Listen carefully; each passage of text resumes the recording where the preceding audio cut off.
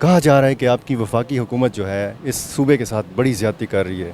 وہ تو ہم دے دیں گے، لیکن ہمارے ان کے ساتھ دیے تو نہیں ہیں، دے دیں گے. نیٹ ہائیڈل پروفٹ کے پیسے ہم نے ان کی کچھ وجوہات کی وجہ سے روکے ہوئے ہیں، وہ ہم دے دیں گے. لیکن نہیں، وہ وجوہات یہ ہیں کہ یہاں پہ تحریک انصاف کی حکومت ہے. ہم ان کو ایسے کاموں کے لیے پیسے دے دیں کہ یہ ہیلی کاپٹر میں اس کے دھوئیں میں اڑا دیں. سنا ہے آج آپ نے صوبائی اسمبلی میں گورنر راج کی دھمکی دی ہے. تو راج تو تب ہوگا جب آپ کا گورنر ہوگا صوبے میں. بسم اللہ الرحمن الرحیم. السلام علیکم ناظرین. فدا عدیل میدان ڈیجیٹل کے پلیٹ فارم کے لیے آپ کی خدمت میں حاضر ہے. اختیار ولی صاحب موجود ہیں اور مسلم لیگ نون خیبر پختونخوا کے رکن ہیں. نوشہرہ سے آپ کا تعلق ہے. کہا جا رہا ہے کہ آپ کی وفاقی حکومت جو ہے اس صوبے کے ساتھ بڑی زیادتی کر رہی ہے. وہ جو ایکس فاٹا ہے وہاں کے فنڈ روکے گئے ہیں اور صوبے کا جو مالی حقوق ہیں وہ بھی آپ نے غصب کیے ہوئے ہیں. کیا کہیں گے؟ یہ تحریک انصاف کی جو جماعت ہے نا، ان کا لیڈر صرف جھوٹا نہیں ہے بلکہ جھوٹوں کا سردار ہے. اور جتنے ان کے یہاں پہ یہ وزیر مشیر اور وزیر اعلیٰ ہیں، یہ ان کے چھوٹے چھوٹے انہوں نے رکھے ہوئے ہیں جھوٹ بولنے کے لیے، اپنے ایجنٹ رکھے ہوئے ہیں. اتنا جھوٹ بولتے ہیں. وہ تو اعداد و شمار کی بنیاد پہ بات کرتے ہیں. بتاتا ہوں آپ کو. آپ نے سوال کیا، اب سنیں.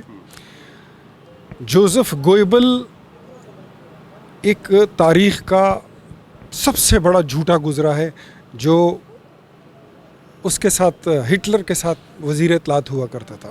صبح دوپہر شام رات ہر وقت وہ جھوٹ بولتا تھا اور اتنا ڈھٹائی سے بولتا تھا کہ لوگوں کو اس کو ماننے پہ وہ مجبور ہو جاتے تھے کہ یہ سچ کہہ رہا ہے. ان سب میں جوزف گوئبل کی روح گھسی ہوئی ہے. ان کو باقاعدہ جب سے حکومت چینج ہوئی ہے ہر مہینے کی 15 تاریخ 30 تاریخ ان کو اسٹریٹ ٹرانسفرز ہو رہی ہیں. یہ جھوٹ بول رہے ہیں. اور NHP کے پیسے ہم ان سے یہ پوچھ رہے ہیں کہ آپ ہمیں بتائیے. فدا عدیل صاحب، میں آپ سے بھی پوچھتا ہوں. انہوں نے 1400 ارب روپے کا بجٹ پیش کیا تھا اور کہتے تھے کہ یہ ایک خوددار بجٹ ہے. آپ کو اس کا وہ ٹائٹل یاد ہوگا. تو 1400 ارب روپے میں 20-25 ارب روپے کی کیا حیثیت ہے نیٹ ہائیڈل پروفٹ کی؟ وہ تو ہم دے دیں گے، لیکن ہمارے ان کے ساتھ دیے تو نہیں ہیں، دے دیں گے. نیٹ ہائیڈل پروفٹ کے پیسے ہم نے ان کی کچھ وجوہات کی وجہ سے روکے ہوئے ہیں، وہ ہم دے دیں گے. لیکن نہیں، وہ وجوہات یہ ہیں کہ یہاں پہ تحریک انصاف کی حکومت ہے. نہیں، وہ وجوہات یہ ہے کہ انہوں نے یہ 5واں سال شروع ہو گیا ہے.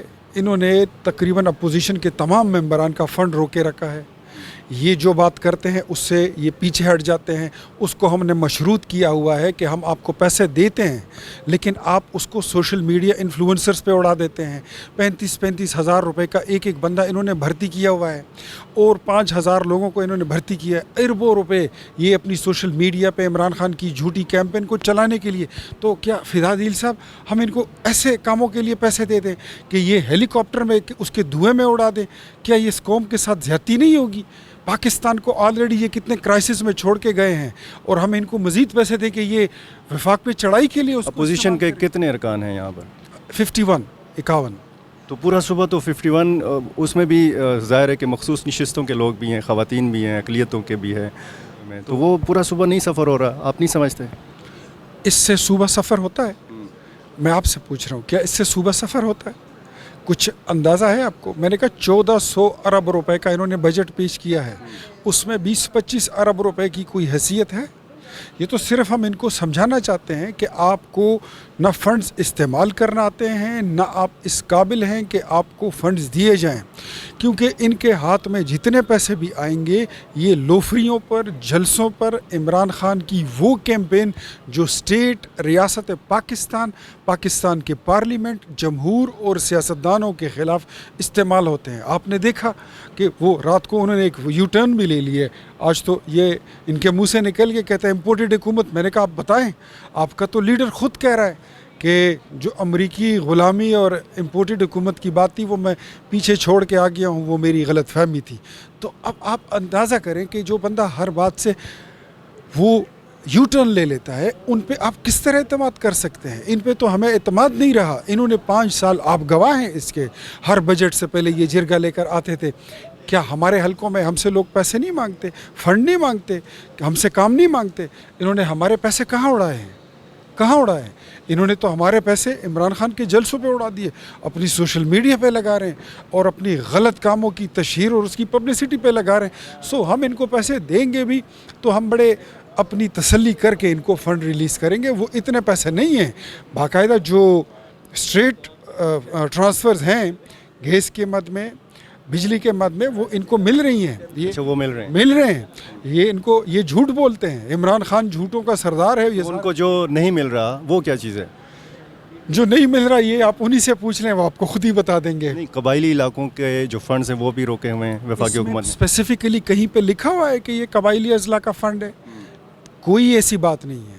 ये कबायली अजला में वफाकी हुकूमत के ख़िलाफ़ बगावत और इंतशार फैलाने के लिए लफ्ज़ इस्तेमाल कर रहे हैं। क्या वफाक जब इनको पैसे देता है तो क्या उस पर लिखा होता है कि ये लिफाफा आपने कबायली अजला में जाके इस्तेमाल करना है? तो इख्तियार इस तरह वली की साहब, कोई बात नहीं है। आप मान तो रहे हैं ना कि मतलब इनको पैसे वफाकी हुकूमत नहीं इनको दे? पैसे मिल रहे हैं।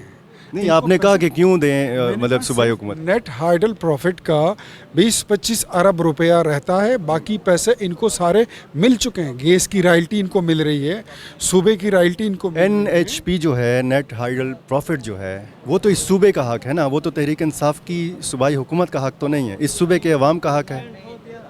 इस सूबे के अवाम का हक है और वो इस सूबे के अवाम पे लग सकता है। हमारे पास ये ऑप्शन भी है कि हम वो पैसे इनको देने की बजाय हम बराह रास्त अवाम पे लगा लें। हमारे पास ये ऑप्शन मौजूद है। वो कौन सा ऑप्शन है? बहुत सारे ऑप्शन हैं। हाँ, आप देख रहे हैं कि हम आटे में सब्सिडी दे रहे हैं।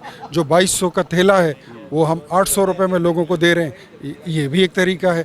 इसके अलावा आपने देखा फ्लड आया, वफाक ने पूरे सूबे को जितने जो अजलात है फ्लड इफेक्टेड उनको रिलीफ दे दिया।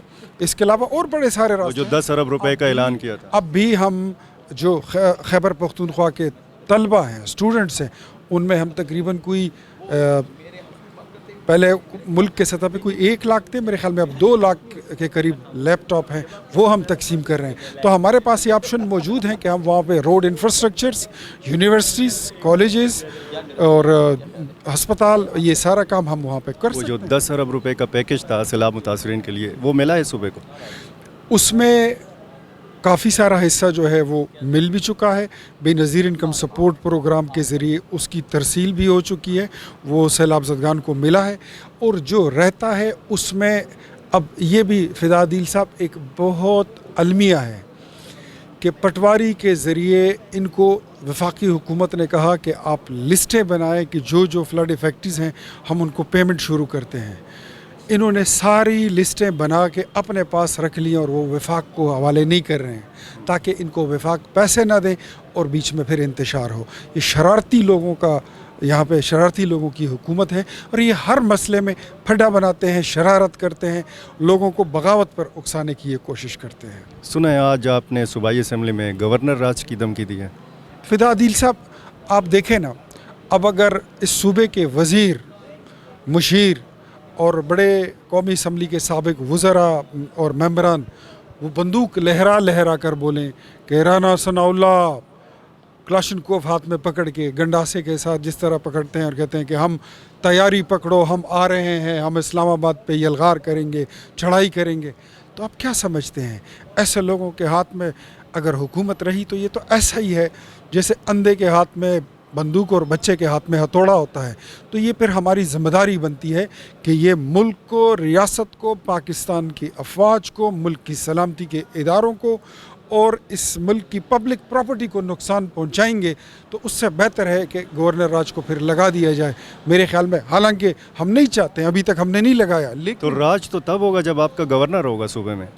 गवर्नर भी आ जाएगा, गवर्नर की तकर्री पे टोटल 2 मिनट लगते हैं, वो भी हो जाएगा इंशाअल्लाह। इतना बीच में अरसा गुजरा है, ये क्यों गुजर रहा है? मशावरत बड़ी ज़रूरत चीज़ है, बड़ी ज़रूरी चीज़ है और मशावरत का अमल जितना लंबा हो उतना अच्छा होता है, लेकिन मेरे ख्याल में अब कंप्लीट हो चुका है और किसी भी वक्त सूबे में नया गवर्नर आ जाएगा। स्पीकर साहब भी अपनी ड्यूटी पर जल्दी आ जाएंगे। बहुत शुक्रिया। इख्तियार वली साहब से हम बात कर रहे थे, आपका भी बहुत शुक्रिया नाज़रीन।